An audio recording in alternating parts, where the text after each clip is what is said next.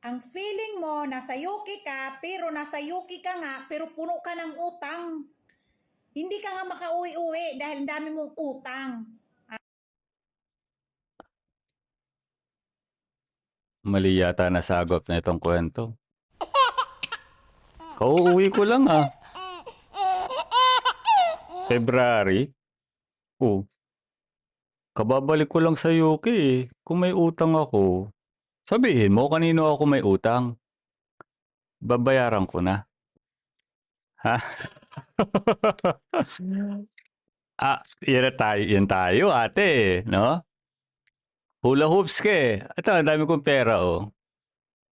Sabihin mo kanino ba ako may utang nang mabayaran ko na. Kasi puro ka gawa-gawang issue eh. Di ko alam may utang pala ako. Kanino ba ako may utang? Ikaw talaga, no? Gawa-gawa kang issue. Ako, pag ako nagsalita, may katibayan. Eh, yung ebidensya mo, wala kang ebidensya.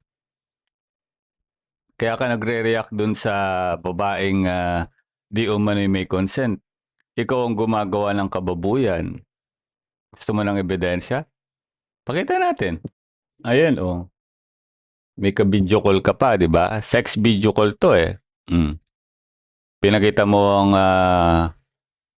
maitim mong puke, bulbul mo. Ayan oh. Ito pa, yung suso mong kasing itim ng ubas. Sino ba yung lalaki na yan?